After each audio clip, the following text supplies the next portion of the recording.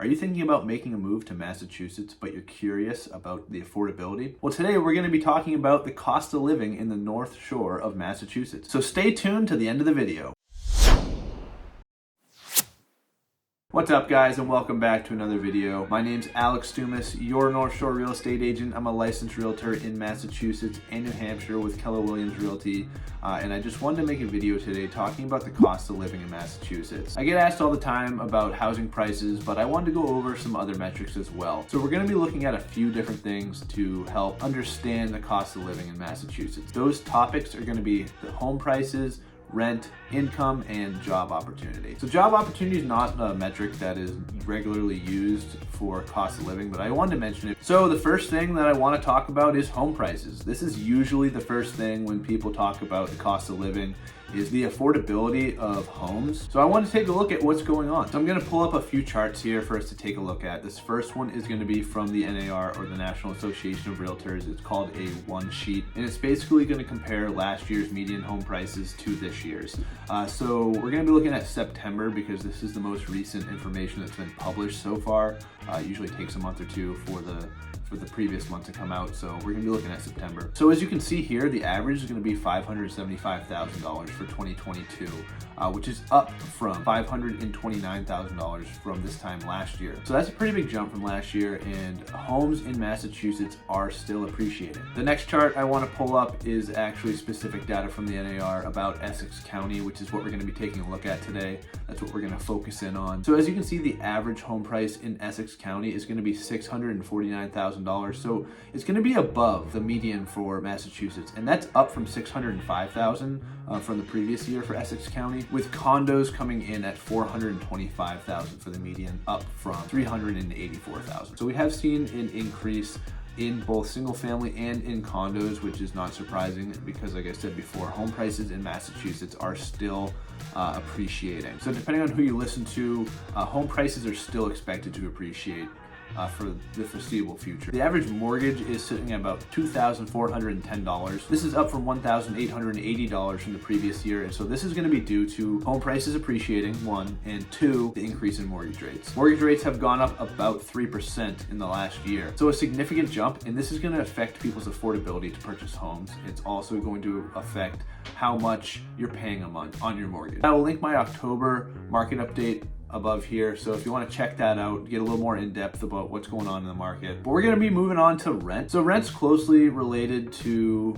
home prices. Not everyone is looking for a home right now. Some people are just looking to rent. The housing market has been really competitive the last year. The rental market is as well. There's just not a lot of apartments for rent, and the ones that are for rent have seen an increase in rent over the last year. So it's going to be a little harder to pinpoint rent because it does fluctuate a lot more town to town. But here in Massachusetts, we have the third highest rent rate in the country. Now, some good news is Essex County does come in below the state average. A one bedroom in Essex County runs about $1,250 on average, and in Massachusetts it's about $1,450. But it is, again, higher than the United States average, which comes in at about $1,050 for a one bedroom apartment. So that's gonna be about the same story for a two bedroom, which comes in at $1,550. The state average for a two bedroom is $1,790, and the US average for a two bedroom is $1,280. So the bottom line is Massachusetts has high rent, but they are going to be a little lower in Essex County. The closer that you get to the city, typically the more expensive rent's going to be. But Essex County can be a great place for commuters. So if you work in the city, but you don't want to live there, you don't want to pay the high rent, we do have the commuter rail that runs up to Haverhill into Newburyport. The next thing I want to take a look at is salary. So I want to understand how much people in Massachusetts are making on average, so we can really understand the affordability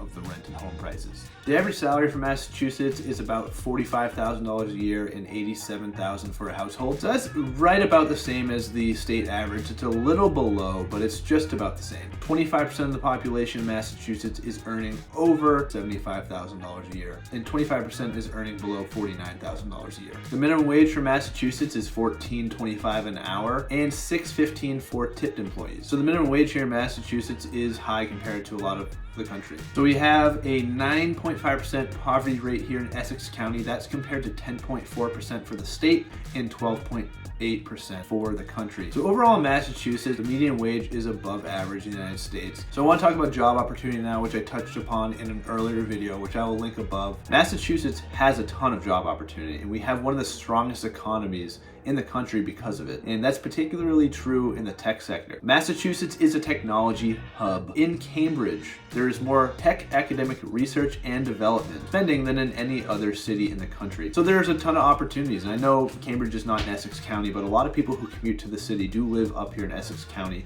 So I just wanted to highlight that because it's easy to commute to the city with 95, Route 1, and the commuter rail. But a ton of tech giants have their East Coast headquarters here in Massachusetts, such as Google, Facebook, Twitter, Amazon, and IBM. We also have a lot of biotech and pharmaceutical companies here in Massachusetts with over 500. So overall, there's a lot of job opportunity here in Massachusetts. So the overall affordability for Essex County. So in regards to purchasing a home, it's going to be a little tougher for first-time home buyers because there's going to be a lot of competition. The average price of homes is going to be higher than the state average, but that does not mean it's impossible. It's just going to be a little bit more difficult for your first-time home buyers. There's a lot of programs out there. There's FHA loans that make it better for affordability, so you don't have a need to have as big of a down payment. Just recently, Massachusetts came out with the Mass Dreams program. Not going to talk about that right now. I'm going to make a separate video for that. But basically, it's a down payment assistance program for people who live in certain communities that were especially affected by COVID. But I'll talk more about that in another video, so drop a comment if you want to find out more. But that wraps up our cost of living for Massachusetts. Overall, it's going to be a little bit more expensive, going to be a little tougher for first-time home buyers. There's going to be more competition, but there is